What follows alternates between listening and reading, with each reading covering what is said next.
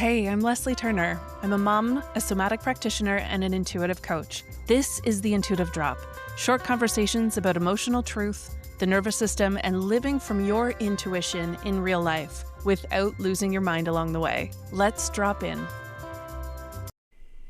Hi, everybody. How's your January going? So as you know, this podcast is very much about real life stories that come up for me and then the deeper meaning behind them once I've had a chance to process, and then I bring them to you. And I hope that you like that methodology as such. I will be doing some interviews shortly, but today I want to talk about a moment from my real life that reminded me just how fast the nervous system can take over, even when everything is technically okay. So just before Christmas, I can't believe I'm admitting this publicly. Okay, just before Christmas, I backed into my cleaning lady's car in my driveway. And it's not my finest moment at all. And she hugged me and told me no big deal, and my body reacted like it absolutely was. And that response had nothing to do with the car. So the other thing I want to say is she was actually in the car. So this is my friend. She cleans our house, and she was sitting inside her car, and I thought she had already left. She usually had at that point. And I looked out the man door in the garage. I park in the garage. I didn't see her car. I backed out of the garage, turned the wheel the same way I do every time I exit the garage. It's a move I've done 100 times, maybe 1,000, and I didn't look. I assumed it was clear because 99% of the time it is. And I ran right into her. And there was that crunch. If you've ever hit a car or heard that crunch, you know it. And it hits your body before your mind even has a chance to kind of catch up. And I pulled forward right away and I went, oh my God, oh my God, oh my God, oh my God. And my heart was racing and my hands were shaking. And I jumped out of the car and went straight to hers, and she had rolled down the window because I heard a car horn, and I was like, what is that? And I'm like, oh, are you okay? Are you okay? Are you okay? And then I burst into tears. And she got out of the car and came over and immediately hugged me and said, Les, it's just a car. It's okay. No big deal. You know, she taught me presence and calm and kindness in that moment. And logically, that should have been enough to kind of settle my system down, but it wasn't. I was backing out of the car to go pick up my son from school. So of course I'm like, I gotta go. I can't talk about this. Anyway. So even when she was hugging me, even when I could feel that her nervous system was calm, mine had already left the building. I could feel that internal collapse. You know that feeling, oh my goodness, I've just done something wrong. This is my fault, because it was my fault. It was all my fault. I didn't look. I assumed. And that added a whole other layer, because shame loves responsibility. It loves moments where we can say, I should have known better. And my body went straight there. I should have checked. I should have slowed down. I should have been more careful. And none of those thoughts were actually about learning. They were about punishment. That's usually how I know this isn't about the present moment, because I'm being punished by myself. And almost immediately, as I had left the driveway to go pick up my kid, I'm like, I'm so sorry I have to go. And she's like, I get it. Just go. We'll deal with this later. And the car was still drivable, by the way. So as I'm driving to pick up my kid, almost immediately this memory from when I was 16 came up. I had just gotten my license. I was backing out of our cottage driveway, and across the road is the beach, and people park along the beach road, even though technically it's illegal. And I backed right into a car. Way more damage because I was in my dad's pickup truck and this car was small. And I went down to the beach and I said, does anybody own I don't remember what kind of car it was, but I remember thinking it was red. Does anybody own a red Ford something? And the man who owned it came up from the beach behind me, just swearing. And I was 16. I remember feeling so frozen, so small. unable to speak. I was kind of saying, I'm sorry, I'm sorry. And the police were called. And as I'm sitting in the police car, completely overwhelmed, trying not to cry, my very large uncle came out from the cottage and was like, what's going on here? And as soon as he came, I felt like I could relax a bit because he could take charge and he totally protected me from this guy. But my body learned that mistakes aren't safe, accidents lead to anger, and I need someone bigger than me to protect me. So of course that learning lives rent-free in my brain and my body. And decades later, standing in my own driveway, an adult in my own home, with a woman who cares about me, and we're completely okay, and my nervous system wasn't responding to now. It was responding to then.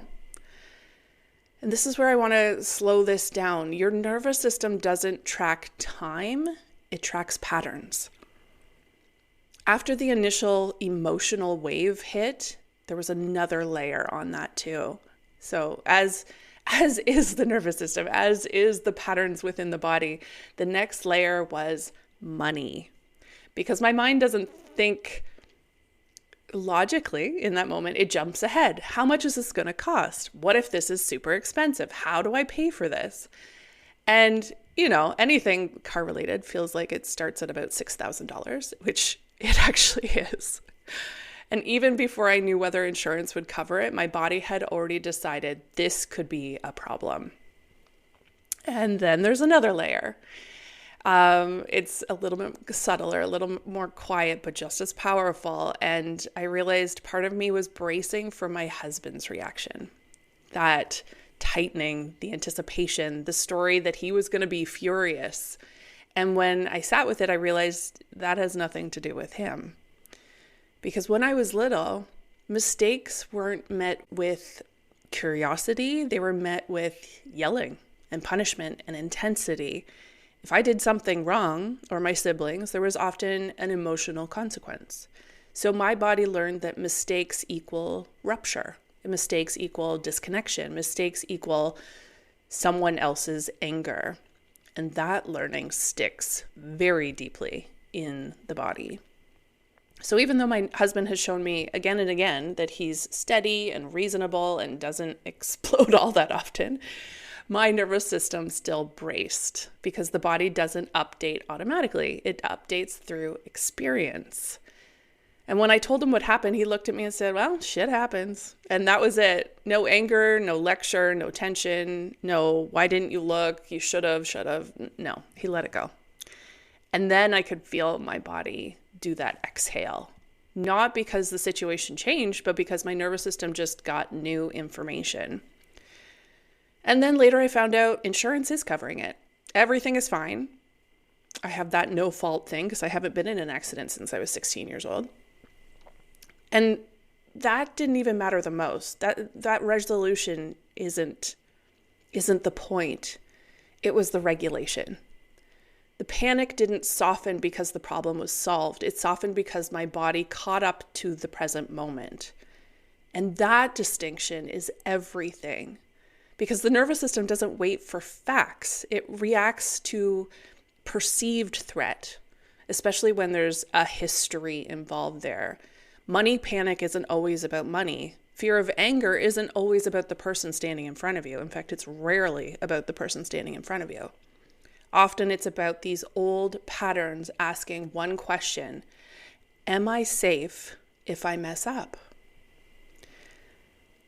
What helped wasn't fixing things faster. It was staying with myself. Instead of asking, how do I make this stop? How do I make this go away? I asked, what is my body remembering right now? And that question changed the trajectory of how I handled this. Now, out of this and all of the work I've done with clients, just recently, I made something for my clients and for anyone who's ever felt triggered by an emotion that comes out of nowhere, whether it's your kid is being slow and you start to yell and you're like, wait a second, is that my voice or my mom's voice? But it's a trigger. And it can be from stories. It can be from other people's response. It can be from something in the moment that feels really potent, but it's actually from something deeper. So I created something called a triggered flow on my website. And it's not to calm you down. It's not to make the reaction go away, but to help you stay with yourself inside this activation. Because that's usually when we abandon ourselves the fastest and go to solutions and how do I fix this? And that abandonment is what keeps the pattern alive. So if something small has ever sent you into a big emotional wave, or if you've ever reacted and then judged yourself for it, there's nothing wrong with you. Your body is simply remembering. Now, if you're curious, you can find this triggered flow chart. It's kind of like a choose your own adventure at my website, which is leslieturner.ca/triggered.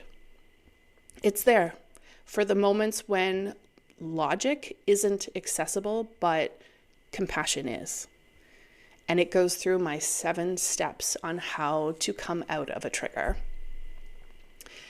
So it really is just a car, and it wasn't. It was an old memory, an old expectation of punishment, an old fear that love might disappear when I make a mistake. And the healing didn't come from everything being perfect. It came from staying present long enough to let the present gently contradict the past.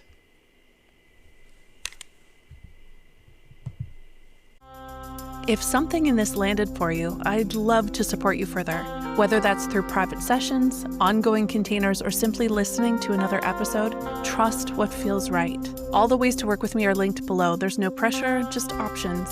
Thank you for being here and for doing the quiet, brave work of listening to yourself.